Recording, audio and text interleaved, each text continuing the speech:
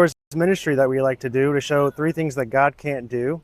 It says God cannot change, right? So we know that God is going to be the same God he was in the Old Testament as he is in the New Testament as he is today. Right. So we know that he's never going to change and that we can always trust him. So those are two really important things to know about him. And so we're here today showing people that there's three things he can't do, how you have to be born again. And the last one I can flip over. It says that he cannot let anyone into heaven. They must be born again. Do you know what being born again is? Like just throwing away your old life and becoming a new person that serves God. We turn away from the life we were following. That life leads to anxiety, depression, more problems, right? And we turn away and we follow Jesus. We lift our eyes up to him who set the perfect example for our lives. Because it says in the Bible, there's a path that seems right unto man, but at the end thereof is death. Lived a sinless life, deserved no death, no punishment, but yet he took all the punishment on the cross. If you were to die right now, would you be 50, 75, or 100% sure you go to heaven? I would say definitely 75. Yeah, me too, honestly. If you had to stand before God on Judgment Day and you were guilty, you would be doomed to go to hell.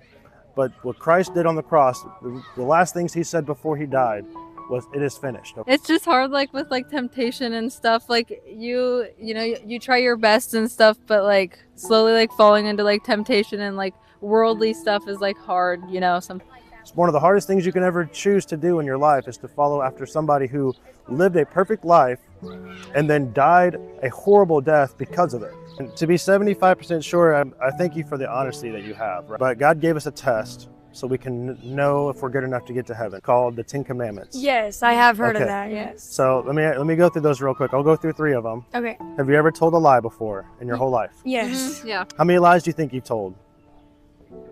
Uncountable, honestly. Yeah. Yeah. Okay. What do you call somebody who tells uncountable lies? A A liar. Okay. Yep. So what does that make you? A liar. A liar. Okay. Yep. Have you ever taken anything that wasn't yours, like even something really small, Yeah. a pen or a pencil or Yeah. something? What do you call somebody who takes things that aren't theirs? A thief. A thief. A thief. So what are you? A thief. You're a lying thief. Right. Right. Do you still think you're a good person? Mm-mm. Have you ever used the Lord's name in vain? Yes. Yes. So you know what they call that in the Bible? They call it blasphemy. When you use the Lord's name as a cuss word and don't give it respect. Right. Do you love your mom? Yes. Would you use her name as a cuss word? Mm-mm. Why not? Because I respect her and I love her. Right. But you don't respect the God who gave you a mom, right? You used his name as a cuss word and you gave it no honor, which I understand this is painful. Right. But and I'm not judging you, okay? Right. I'm not judging you, but by your own admission, you've told me you're a liar and a thief and a blasphemer. And if you've broken the commandments on Judgment Day with God, would you be innocent or guilty? Guilty. Would that be heaven or hell? Hell. And so if you were to walk through your life thinking that you're going to save yourself by your own deeds without Jesus, the same thing would be as if you were on an airplane and you had a parachute down next to you and you thought, oh, I'm just going to jump out of the plane without the parachute, right? And you're going to flap your arms and save yourself. That's what people think they can do. So what did God do for guilty sinners like you and like me so we don't have to go to hell? He died on the cross for us. Right, and most people know that, but how does that help you today? I would say to show us like how we should respect him, I guess. I feel like it shows us like how we should treat each other, that we Right. should like care about each other just as like the way he cared for us. And like our world is so like evil right now, and I feel like Yeah. everyone in the world should like be more like Jesus right now, you know what I mean?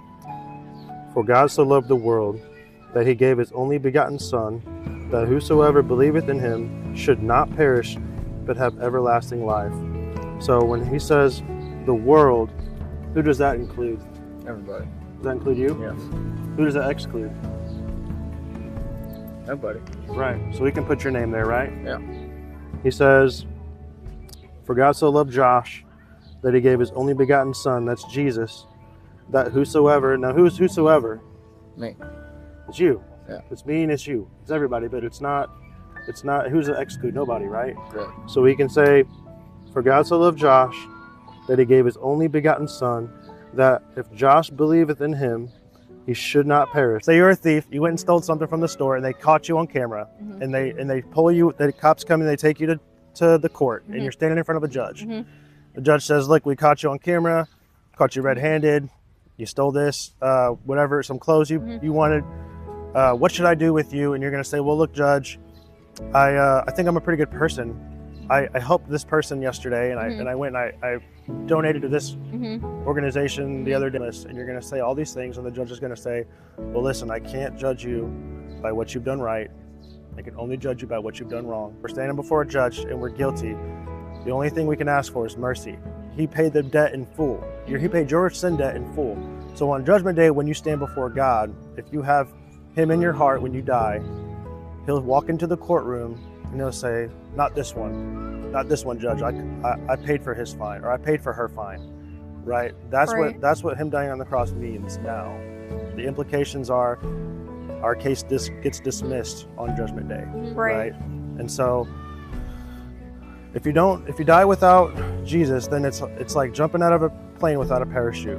You don't know when you're going to die. So when's the best time to put your trust in Jesus?